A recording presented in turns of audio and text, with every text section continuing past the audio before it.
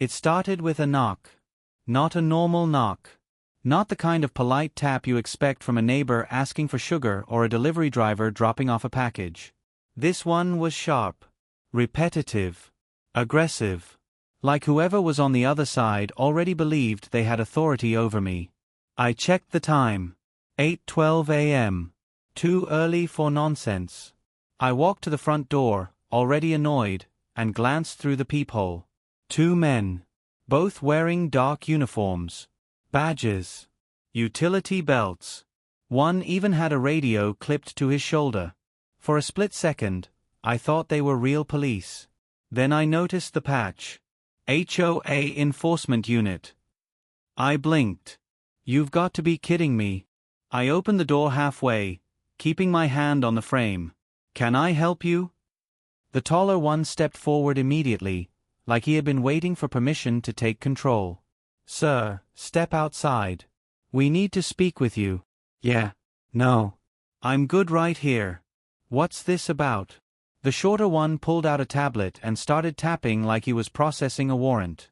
You are in violation of multiple HOA regulations, he said flatly. Failure to comply. Ignoring notices. Unauthorized property modifications. I leaned against the door. Okay. And? The tall one's jaw tightened. And you are being detained until this matter is resolved. I actually laughed. I couldn't help it. You're what? Detained, he repeated, louder this time. Step outside and place your hands where we can see them. I stared at him for a full second, waiting for the punchline. It didn't come. Instead, he shifted his stance like he was preparing to escalate. That's when I realized. They were serious. Let me get this straight, I said slowly. You too work for the HOA. And you think you can arrest me? The shorter one looked up from his tablet. It's within our enforcement authority under community compliance guidelines. Yeah, I said, shaking my head, that's not how laws work. The tall one stepped closer to the door. Sir, if you resist, we will be forced to take further action. Something in his tone changed. Less confident. More rehearsed. Like he was repeating something he had been told. Not something he actually understood. I opened the door a little wider, not stepping out, just enough to make a point. No. You won't. That seemed to irritate him. You are refusing a lawful order. No. Y replica calmly. I'm refusing something that sounds like a lawful order but isn't. The shorter one muttered something under his breath. The tall one reached toward his belt. Not a weapon but zip ties. That's when things crossed from ridiculous into dangerous. All right, I said, holding up a hand. Stop. They paused. Not because they respected me. Because my tone changed. You have about 5 seconds to explain under what legal authority you think you can detain me. The tall one hesitated. Then doubled down. Community Enforcement Code section. No, I cut him off. Actual law. State law. Federal law. Anything that gives you the power to restrain another person. Silence. For the first time, they looked at each other. Just a quick glance. But it was enough. Cracks were starting to show. The shorter one cleared his throat. We're authorized by the HOA board. That's not law, I said. The tall one tried again. You signed the agreement when you moved in. I nodded slowly. Yes. I agreed to follow community rules. Not to be arrested by a couple of guys in costume. That hit harder than I expected. His face flushed. You need to comply. And you need to understand where your authority ends, I replied. The air shifted. What started as intimidation was turning into uncertainty. But they weren't backing off. Not yet. The tall one took a breath, like he was about to make a decision he couldn't undo. Last warning, he said. Step outside, or we will proceed. I looked at him. Really looked at him. Trying to figure out if he actually believed what he was saying. And then I realized. He did. That was the scary part. Not the uniforms. Not the fake authority. But the fact that someone had convinced them this was real. I sighed. "All right," I said quietly. They both straightened up. Thinking they'd won. Thinking I was about to comply. Instead, I reached into my pocket. And pulled out my phone. "Go ahead," I said, unlocking it. "Proceed." The tall one frowned. "What are you doing?" "Documenting," I replied. "Because what you're about to do is called unlawful detention." The shorter one shifted uncomfortably. The tall one didn't move. So I added one more sentence. The one that changed everything. And in about 30 seconds, you're going to wish you walked away. For a moment. No one moved. You could almost hear the hesitation settling in. The tall one glanced at my phone. Then back at me. "Recording this won't change anything," he said, "but the confidence from earlier? It was gone." Now it sounded like he was trying to convince himself. I tilted my head slightly. "You sure about that?" The shorter one leaned in toward him and whispered something. I caught part of it. "Maybe we should just—" The tall one cut him off. "No. We're finishing this." Bad decision. I raised the phone slightly, making it obvious. "Just so we're clear," I said, my voice steady, "state your names and your official authority to detain me." Neither of them answered. Instead, the tall one took a step forward. That was it. That was the moment they crossed the line. I tapped the screen. Call connected.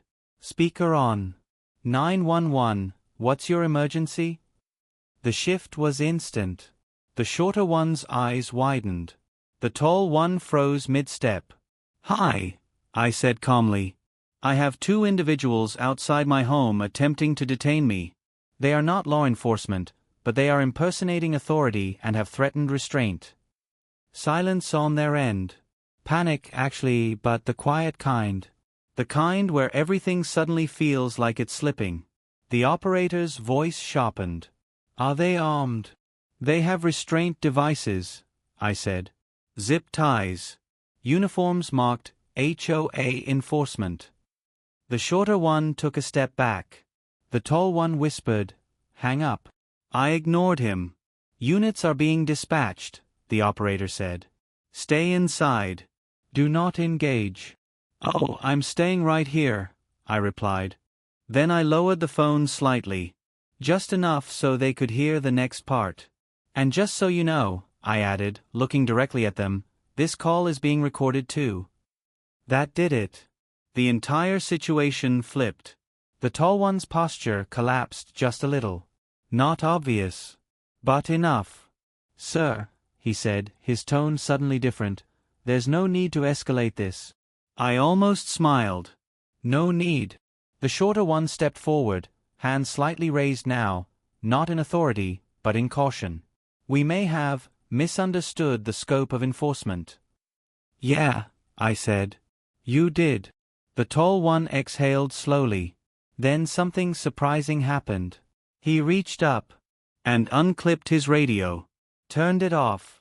Like he didn't want anyone else hearing this. "Let's just resolve this peacefully," he said. "Peacefully?" I repeated. "You tried to arrest me."